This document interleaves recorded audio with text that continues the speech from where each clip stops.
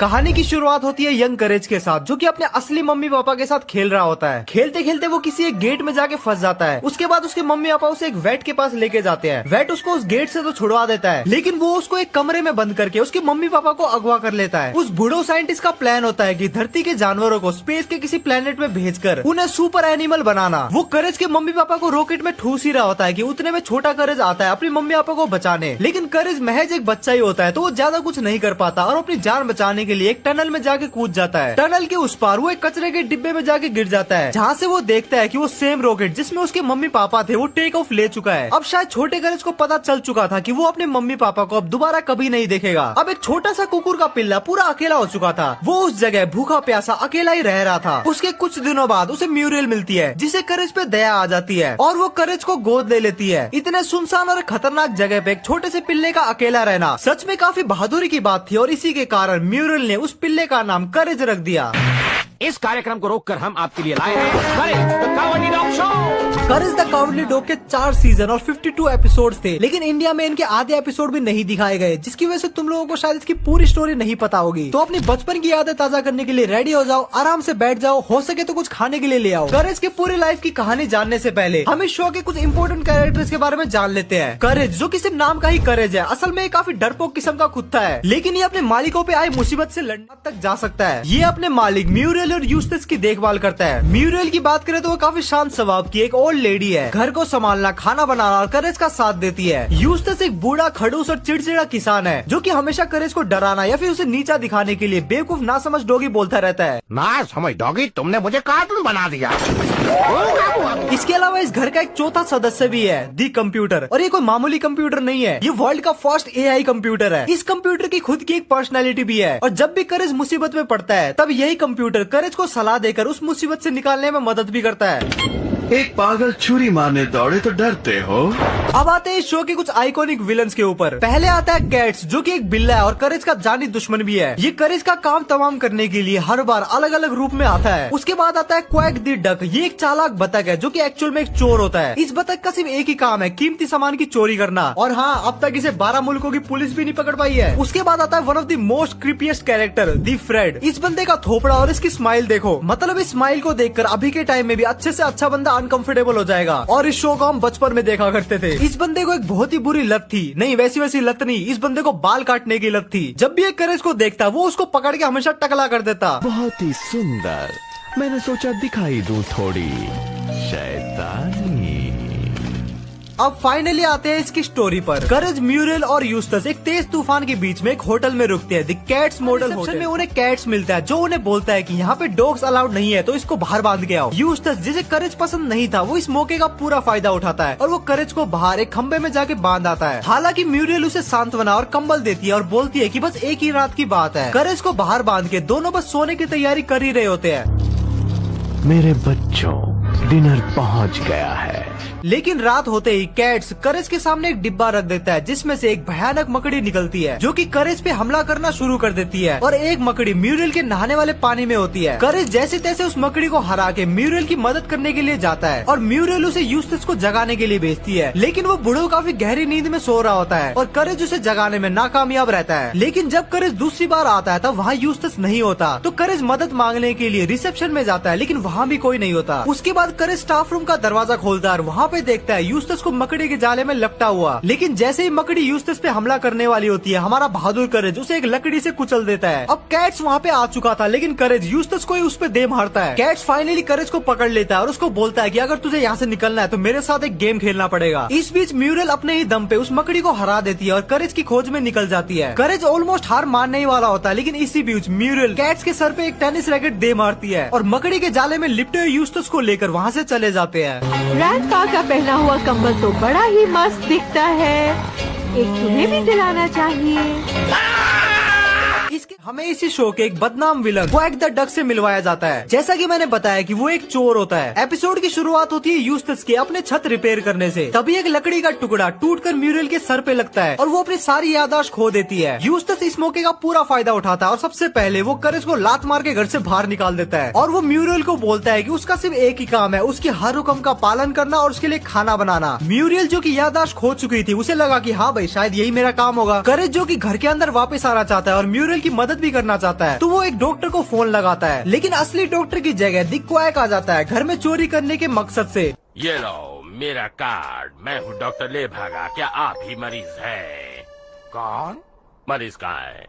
घर पहुंचते ही सबसे पहले वो यूस्टस को एक बड़े से हथौड़े से बेहोश कर देता है। उसके बाद म्यूरियल से वो पूछताछ करता है कि घर का सारा कीमती सामान किधर है, लेकिन म्यूरियल की याददाश्त तो जा चुकी थी, तो उसे कुछ भी पता नहीं होता। और करेज ये सब देख रहा होता है, तो वो खिड़की के जरिए कंप्यूटर के पास पहुंचता है और पुलिस को बुलाता है। उतने में वो बतख म्यूरियल को एक बार हथौड़े से मारता है, जिसकी वजह से म्यूरियल की याददाश्त वापस आ जाती है, लेकिन वो बंधी हुई थी तो वो तुरंत कुछ नहीं कर पाती। करेज उसे रोकने की ट्राई तो करता है, लेकिन क्वैक उसे पकड़ लेता है और वो उसी हथौड़े से उसे मारने ही जा रहा होता है। तभी टाइम पे पुलिस आ पहुंचती है और वो क्वैक को गिरफ्तार करके ले जाती है। और जब पुलिस तलाशी लेती है तो वो यूस्टस को एक अलमारी में बंद मिलता है। और हाँ, इस बार यूस्टस की याददाश्त जा चुकी थी। करेज भी सोचता है कि जैसे को तैसा, तो वो यूस्टस को वहीं बंद छोड़ देता है। एपिसोड के एंड में क्वैक पुलिस की गाड़ी से भाग जाता है। ये हमारी आखिरी मुलाकात नहीं थी। इसके नेक्स्ट एपिसोड में हमें मिलवाया जाता है म्यूरियल के डरावने भांजे फ्रेड से। फ्रेड की पहली झलक को ही देख के करेज पूरा कांप उठता है और वो पूरा घबराया हुआ होता है। मतलब ऐसे थोपड़े से कोई क्यों ना डरे। जब करेज और फ्रेड एक साथ बैठते हैं, तब करेज की नजर पड़ती है फ्रेड की कलाई में बंधे हुए एक बैंड पर, जहाँ पे एक नंबर और होम ऑफ फ्रीकी बार्बर्स लिखा हुआ था। मतलब ये बंदा सीधा पागल खाने से छूट के आया है। और ये बात करेज म्यूरियल को बताने की कोशिश करता है, लेकिन म्यूरियल कुछ नहीं समझ पाती और वो उसे बोलती है कि फ्रेड को बाथरूम दिखा दो। यूस्टस उसे समझा रहा होता है कि ये बाथरूम की कुंडी खराब हो गई है, तो अगर एक बार ये लॉक हो गई तो बड़ी मुश्किल से ही खुलता है। म्यूरियल को अचानक से याद आता है कि वो फ्रेड को तौलिया देना तो भूल ही गई है, तो ये यूस्टस को कहती है फ्रेड को तौलिया देने को। लेकिन यूस्टस तो एक कामचोर बुढ़ा हुआ है, तो ये वो काम करेज को पकड़ा देता है और करेज को उसी बाथरूम में फेंक देता है और उसकी कुंडी भी लॉक हो जाती है। अब एक ही बाथरूम में करेज जैसा एक डरपोक और बेचारा जानवर और ये सन की आदमी बंद था। तो होना क्या था, उसने करेज की गुद्दी पकड़ी और उसको गंजा करना शुरू कर दिया।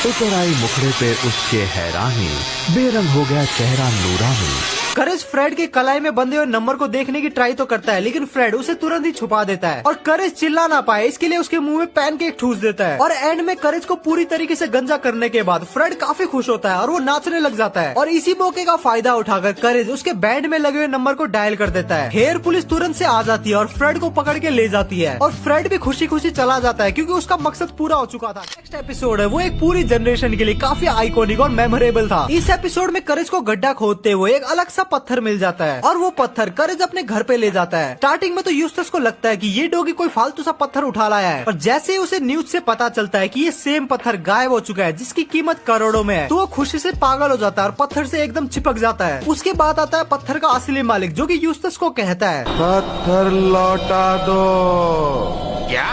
पत्थर लौटा दो वरना मेरा श्राप लगेगा। लेकिन ये लालची बुढ़ो मानने को तैयार नहीं होता, तो ऐसा ही होता है और श्राप लगना शुरू होता है। पहला श्राप लगता है जिसकी वजह से इनका पूरा घर पानी में डूब जाता है। हालांकि करेज जैसे तैसे करके उस पानी को घर से बाहर निकाल देता है और उसके बाद म्यूरियल यूस्टस को कहती है कि पत्थर लौटा दो, लेकिन यूस्टस तभी भी नहीं मानता और दूसरा श्राप लगता है जिसमें उन्हें काफी एक तेज आवाज सुनाई देती है, जिसके कारण उनके कान के पर्दे ऑलमोस्ट फटने वाले होते हैं। करेज उस आवाज के सोर्स को भी तोड़ देता है, लेकिन अभी भी यूस्टस उस पत्थर को लौटाने के लिए नहीं मानता। तो तीसरा और फाइनल श्राप लगता है जिसमें बहुत सारे कीड़े इन पे अटैक कर देते हैं। स्टार्टिंग में तो यूस्टस को लगता है कि हाँ अब सारे कीड़े चले जा चुके हैं, तो अब उसका कुछ नहीं होगा, लेकिन कीड़े एक बार फिर से आते हैं और इस बार पत्थर के साथ साथ यूस्टस को भी उठा के ले जाते हैं। और फाइनली श्राप से मुक्ति पाने के बाद म्यूरियल और करेज आराम से अपने घर में बैठते हैं। इस एपिसोड की शुरुआत होती है क्वैक के एक शातिर प्लान से। उसका प्लान होता है इस परिवार को हिप्नोटाइज करना। वो उनके दरवाजे पे आता है और वो कहता है कि मैं टीवी ठीक करने के लिए आया हूँ। म्यूरियल उसे बोलती है कि हमारा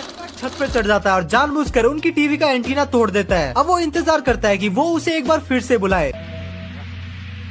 उस टीवी मैकेनिक को बुला लेना चाहिए। बेकार पैसा फूकने की जरूरत नहीं है। और ऐसा ही होता है। क्वैक वापस आता है और वो टीवी ठीक करने के बहाने टीवी में कुछ करके जाता है और वो टीवी यूस्टस को हिप्नोटाइज कर लेती है और वो यूस्टस को आदेश देती है कि करेज से छुटकारा पाओ। और उसके बाद क्वैक यूस्टस और म्यूरियल को हिप्नोटाइज करके आदेश देता है कि पास के जैकपॉट से सारा पैसा चुरा के ले आओ। और वो ऐसा ही करते हैं। वो कार में बैठकर लॉटरी स्टैंड की तरफ बढ़ रहे होते हैं। उतने में म्यूरियल एक जोकर की ड्रेस पहन के गार्ड का ध्यान भटकाती है और यूस्टस चुपचाप अंदर घुसकर पैसा चुराना शुरू करता है। लेकिन उन्हें इस बात का अंदाजा नहीं था कि करेज चोरी रोकने के लिए चुपचाप उनके पीछे आ गया गया था। डरते डरते लेकिन चालाकी से करेज लॉटरी के सारे पैसे रास्ते में गिराना शुरू करता है ताकि लोग उसे देखें और उन्हें पता चले कि लॉटरी के पैसे कहाँ जा रहे हैं। और उसके बाद पुलिस उन पैसों को लाइन से फॉलो करती है और एक बार फिर से क्वैक को गिरफ्तार कर लेती है। लेकिन जैसा हर बार होता है, क्वैक इस बार भी पुलिस से भाग जाता है और वो जोर से चिल्लाता है कि मुझसे पीछा छुड़ाना इतना आसान नहीं है और मैं फिर से आऊंगा। नेक्स्ट एपिसोड की शुरुआत होती है एक बार फिर से कैट्स के साथ, जो कि अपने जैम मॉन्स्टर की मदद से म्यूरियल को अगवा कर लेता है। म्यूरियल को अगवा करने के पीछे उसका मकसद म्यूरियल की फेमस कैंडी एप्पल की रेसिपी को हासिल करना था। तकदीर की खराबी देखिए, कहीं नई मीठी मिठाई कॉन्टेस्ट में हर साल मुझे दूसरा नंबर ही मिलता है। कैट्स उसे धमकाता है कि अगर रेसिपी नहीं दी तो तुझे टपका दिया जाएगा। लेकिन म्यूरियल उसे रेसिपी इसी बीच यूस्टस घर वापस आता है और वो म्यूरियल को घर में नहीं देखता, लेकिन उसे जैम मॉन्स्टर के थ्रू छोड़े हुए जैम के टुकड़े जरूर दिखते हैं, जिसे फॉलो करते करते वो कैट्स के अड्डे की तरफ पहुंच रहा था। और उधर करेज को भी बबल गम की रस्सियों की मदद से बांध के रखा था, लेकिन करेज उन रस्सियों को चबा देता है और एक बड़ा सा बबल गम फुलाता है और उसी की मदद से उड़कर वो सीधा कैट्स के ऊपर आके गिरता है, जिससे वो म्यूरियल को तो बचा लेता है, लेकिन वो कैट्स के साथ साथ सीढ़ियों से नीचे गिर जाता है। और जैसा कि हमेशा होता है, कैट्स उसे एक और गेम के लिए चैलेंज करता है और इस बार ये गेम था स्टीयरिंग कॉन्टेस्ट। करेज का पूरा ध्यान बस घूरने में लगा हुआ था और उतने में यूस्टस आ पहुंचता है, जो कि जैम मॉन्स्टर को डरा के भगा देता है। बुढ़ो ने जिंदगी में पहली बार कुछ अच्छा काम किया है। लेकिन यूस्टस की उस आवाज से करेज भी डर जाता है और वो ये चैलेंज हार जाता है। और हारने की सजा के तौर में कैट्स उसे गम ड्रॉप बनाने की मशीन में फेंक देता है और अब करेज पूरी तरीके से कैंडी बन जाता है। उस तरफ यूस्टस, जो कि ज्यादा कुछ नहीं करता, इस बार वो म्यूरियल को बचाने के लिए कैट्स से भिड़ जाता है। हालांकि कैट्स यूस्टस पे भारी पड़ रहा होता है और उतने में अपना हीरो करेज लुढ़कता लुढ़कता वापस आता है, कैट को एक मशीन में फेंक देता है और इस तरह करेज यूस्टस और म्यूरियल को बचा लेता है और कैट्स अब एक टॉफी बन चुका था। और म्यूरियल उसे बताती है कि उसकी रेसिपी का सीक्रेट इंग्रेडिएंट विनेगर है। और इस एपिसोड का एंड होता है नोवेयर स्वीट स्टफ कॉन्टेस्ट में, जहाँ एक और बार म्यूरियल फर्स्ट आती है और कैट्स सेकंड। नेक्स्ट एपिसोड की शुरुआत होती है ग्रोथ इंडस्ट्रीज नाम की एक कंपनी से, जो कि बालों के एक खास type AB XYZ blood group वाले लोगों के पीछे पड़ी हुई होती है, क्योंकि उनकी बाल उगाने वाली दवाई इन्हीं लोगों पे सबसे अच्छा असर करती है। और जैसा कि हर बार होता है, म्यूरियल इस बार शिकार बनती है। कंपनी डॉक्टर से पूछती है कि AB XYZ ये ब्लड ग्रुप वाले लोग हैं, क्योंकि उनके टेस्ट सब्जेक्ट खत्म हो रहे हैं। डॉक्टर पहले तो मना करता है, लेकिन थोड़ी सी रिश्वत मिलने के बाद वो उन्हें म्यूरियल के बारे में बताता है। ग्रोथ इंडस्ट्रीज वाले लोग सीधा फार्म हाउस पे पहुंचते हैं और वो म्यूरियल को किडनैप करके अपने साथ ले जाते हैं। करेज को ये सब काफी अजीब लगता है, तो वो तुरंत डॉक्टर को कॉल करता है, जहाँ उसे पता चलता है कि डॉक्टर ने म्यूरियल की जानकारी उनको दी थी। करेज क्लिनिक जाके म्यूरियल की फाइल देखता है, तो उसे पता चलता है कि म्यूरियल को क्यों उठाया गया है। म्यूरियल मुसीबत में है। वो ये फाइल यूस्टस को दिखाता है, ये सोचकर कि शायद यूस्टस भी उसकी मदद करे। लेकिन यहाँ पे एक काफी बड़ा प्लॉट ट्विस्ट आता है और जब वो ग्रोथ इंडस्ट्रीज पहुँचता है, तब उसे पता चलता है कि उसकी मालिक और कोई नहीं बल्कि यूस्टस की ही माँ है। जब करेज उससे म्यूरियल के बारे में पूछती है, तो वो उसे बोलती है कि मुझे कुछ नहीं पता। लेकिन करेज चुपचाप नहीं बैठता, वो चोरी छिपके बिल्डिंग में घुस जाता है और म्यूरियल को ढूंढ निकालता है, जो कि सीलिंग से लटकी हुई थी और बहुत सारी डरावनी साइंटिफिक टेस्ट से गुजर रही थी। करेज तुरंत ही फायर अलार्म बजा देता है, जिससे सारे गार्ड्स भाग जाते हैं और वो यूस्टस की माँ से बचते हुए म्यूरियल को लेकर खिड़की से कूद जाता है। एंड में करेज और म्यूरियल घर में वापस आ जाते हैं और यूस्टस भी वापस आता है, सर में ढेर सारे बाल और ढेर सारे पैसों के साथ, क्योंकि यूस्टस के लिए सबसे ज्यादा जरूरी पैसा है और करेज के लिए म्यूरियल। इसके बाद के एपिसोड में म्यूरियल की सास एक बार फिर से ट्राई करती है कि कैसे म्यूरियल और यूस्टस का रिश्ता तोड़ा जाए और म्यूरियल को नीचा दिखाया जाए। भाई ये तो इंडियन सास निकली। कहानी की शुरुआत होती है दिन भर यूस्टस के साथ अजीब और गरीब और भयानक और नुकसानदायक चीजें होने से, और हर बार कुछ बुरा होता है तो म्यूरियल उसके आसपास ही होती है, जिससे यूस्टस को लगता है कि शायद म्यूरियल जानबूझकर ट्राई कर रही है। तुम्हारे हाथ का खाना नहीं खाऊंगा मैं। ये क्या कह रहे हो यूस्टस? मैं कह रहा हूँ कि कपड़े तंग करने, उड़ाए जाने और चिड़ियों से चौचवाने के बाद मुझे सोचना ही पड़ेगा कि तुम्हें मुझसे खुंदक है। यूस्टस अपनी माँ को फोन करके शिकायत करता है और उसकी माँ तुरंत घर पे पहुंच जाती है। दावा करती है कि उसके पास काउंसलिंग का एक लाइसेंस है, जो कि उसके पास बिल्कुल नहीं होता। माँ उसे काउंसलिंग देती है और बातचीत शुरू करने से पहले वो उसे कहती है कि अब उसकी शादी नहीं बच सकती। करेज को ये बहस और माँ की बकवास बिल्कुल पसंद नहीं आती, तो वो कंप्यूटर की मदद से खुद ये काउंसलिंग लाइसेंस बनवा लेता है। करेज के द्वारा कराई गई काउंसलिंग में सब कुछ ठीक ठाक चलता है और यूस्टस और म्यूरियल फिर से सुलह कर लेते हैं। तभी एक भूतनी औरत दिखाई देती है, जो कि करेज को बोलती है कि वही सारी परेशानी की वजह थी, क्योंकि उसे लगता था कि म्यूरियल के पूर्वजों ने उसके पति लोस नेस को झील में फेंक दिया था। म्यूरियल की सास इस बात पे यकीन नहीं करती और म्यूरियल और यूस्टस के रिश्ते को बर्बाद करने का प्लान आगे बढ़ाने की तैयारी करती है। माँ कमरे में जाकर म्यूरियल पे झूठे आरोप लगाती है और वो भूतनी ऐसा करने में उसे मदद भी करती है। करेज ये सब चीजें देख लेता है और माँ को रोकने के लिए वो एक चीज की मदद लेता है, जिससे उसका ध्यान भटक जाता है। जब माँ उस चीज को देखती है तो वो एक ट्रांस में चली जाती है और अपने जीवन के सारे राज उगलने शुरू कर देती है और उसके बीच एक इम्पोर्टेंट बात बताती है है कि उसके ही पूर्वजों ने एक आदमी को झील में फेंका था। ये सुनते ही भूतनी को पता चल जाता है कि म्यूरल नहीं, म्यूरल की सास के पूर्वजों ने उसके पति को झील में फेंका था और वो सास का पीछा करते हुए उसे घर से भगा देती है। और उसके बाद के एपिसोड में फैमिली के कंप्यूटर से अच्छी तरीके से मिलने का एक मौका मिलता है। एपिसोड की शुरुआत होती है करेज की एक छोटी सी डायरी में कुछ लिखने से जो कंप्यूटर में सेव होती है। करेज की